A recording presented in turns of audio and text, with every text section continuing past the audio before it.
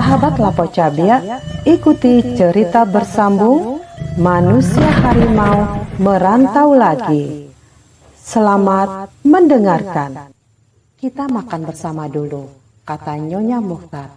Itu berarti beberapa jam lagi, sebab hari masih pagi. Terima kasih banyak atas bantuan Pak Dukun, kata Nyonya Muhtar. Ia tak berani mengatakan dukun saja, walaupun masih sangat muda, dipanggilnya juga dengan Bapak. Sekitar jam 12 sudah dekat waktu makan. Erwin dan seisi rumah terkejut mendengar suara yang aneh bagi keluarga Muhtar. Suara harimau, tidak jauh, bahkan seperti di dalam rumah. Erwin tahu itu suara ayahnya. Keluarga Muhtar saling pandang, kemudian memandang dukun yang sudah mereka ketahui dari ceritanya, asal dari Mandailing. Suara apa itu Pak Dukun? Tanya Hasan. Rasanya suara harimau, jawab Erwin. Dari mana datangnya? Sejenak Erwin berdiri diam, kemudian katanya, beliau keluarga saya. Ia melihat bagaimana reaksi mereka. Tak ada yang memperlihatkan wajah mengejek atau membenci. Keluarga bagaimana? Tanya Muhtar. Ayah saya yang sudah tiada. Sudahlah, saya mohon diri. Dan ia berlalu tanpa ditahan lagi oleh keluarga Muhtar. Erwin tahu bahwa suara ayahnya itu suara peringatan agar ia pergi dari sana. Mungkin ia akan menjadi harimau pula. Setelah ia keluar rumah, Paula berlari ke pintu depan dan berseru, "Kak Erwin!" Tetapi anak Jalubuk tidak menoleh. Ia berjalan terus dengan mempercepat langkahnya. Ayah Paula sampai lupa menawarkan kendaraan padanya.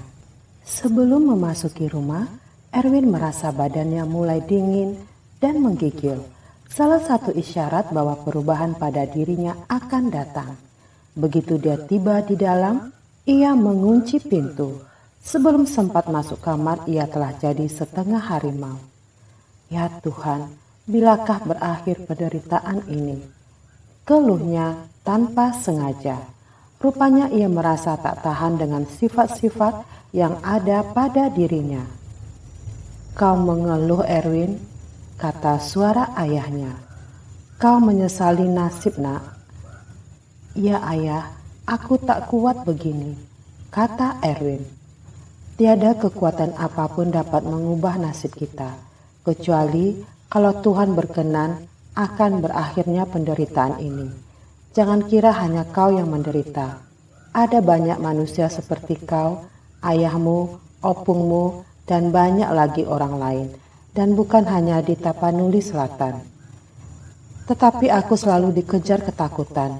Aku bimbang bergaul dengan masyarakat, karena saban waktu bisa terjadi bencana ini.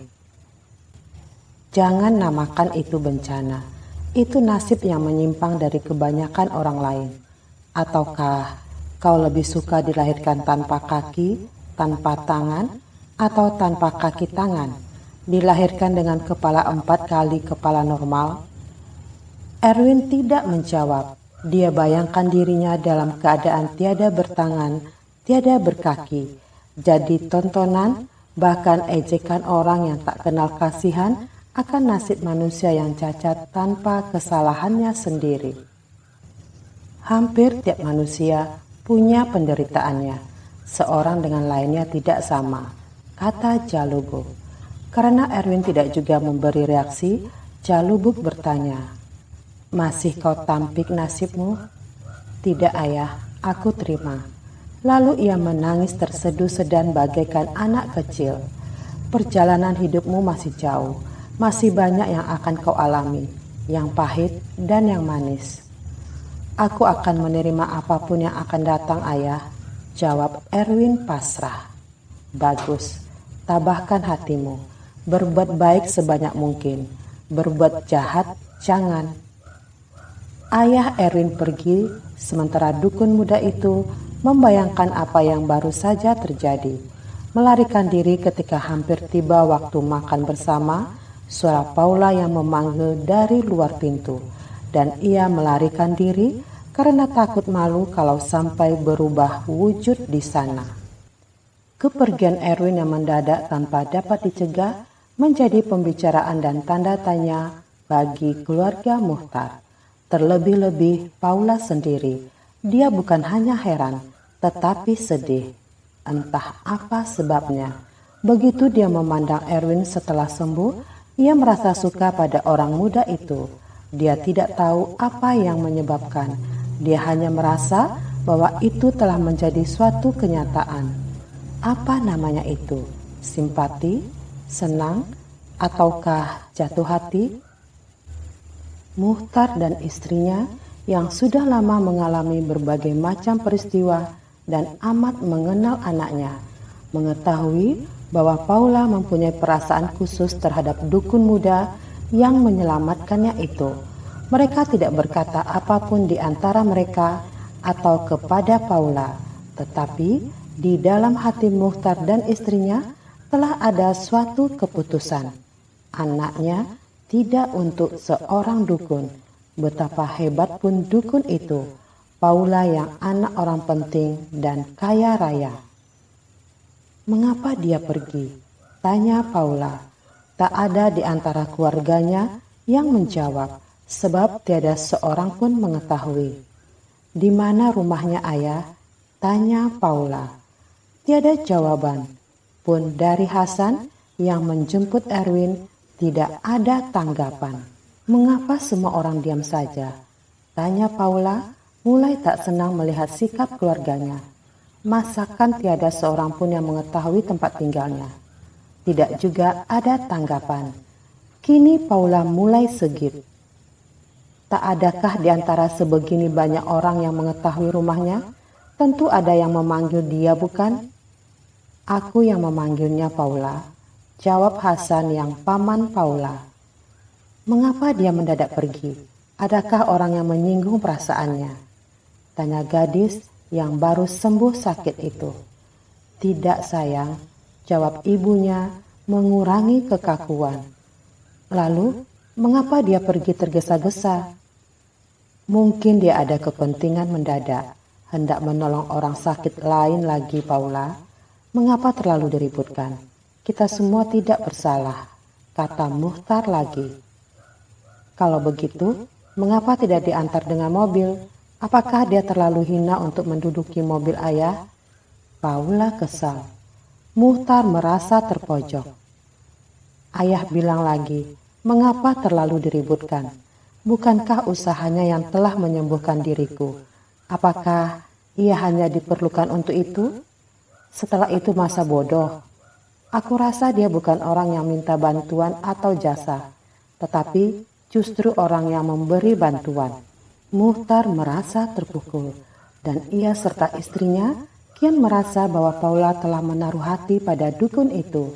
Ada-ada saja, dukun dipanggil untuk mengobati, sekarang mau dijadikan tempat mencurahkan hati. Kenapa jadi begini? Om Hasan, aku mau ke rumahnya, kata Paula. Kenapa? Tanya ayahnya tanpa pikir panjang. Aku mau mengucapkan terima kasih, jawab Paula. Biar Om Hasanmu saja nanti ke sana mengucapkan terima kasih dan memberi upahnya. Upah? Ayah anggap dia kuli ya? Ayah mengukur manusia hanya dengan duit.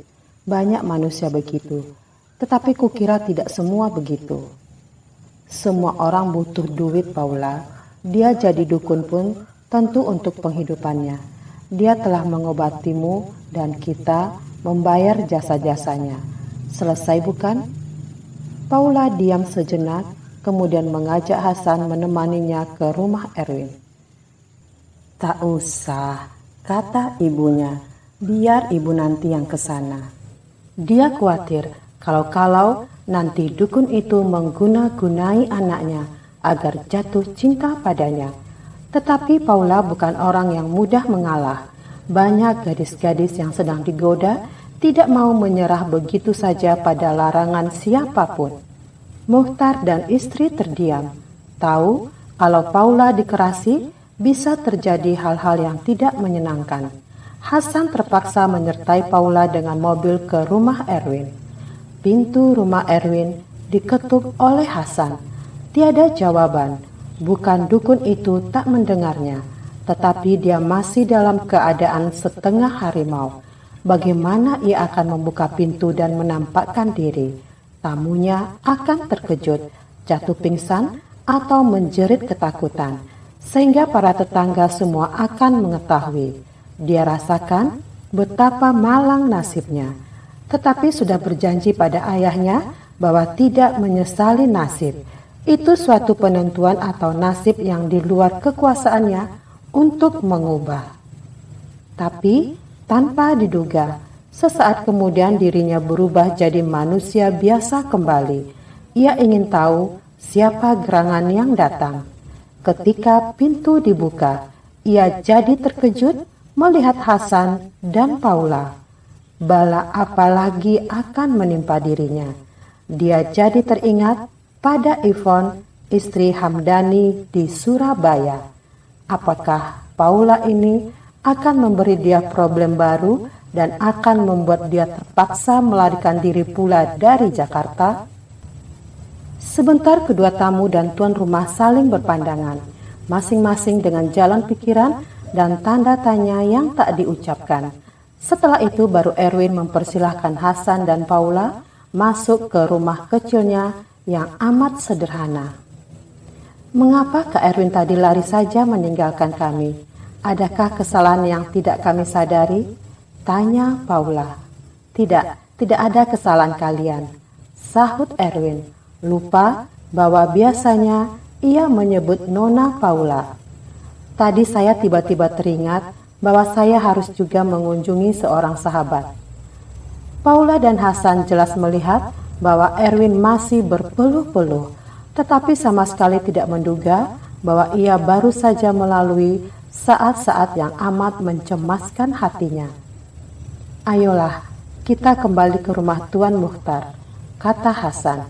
Mereka telah siap dengan makan siang. Bukankah Pak Dukun berjanji dan bersedia makan bersama? Wah, maafkan saya. Saya kira pada kesempatan lain saja. Tadi saya diajak makan oleh sahabat saya dan saya sukar untuk menolak.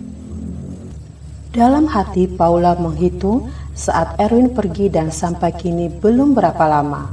Bagaimana dalam waktu sesingkat itu telah ke rumah sahabat dan makan pula di sana, lalu kembali ke rumah.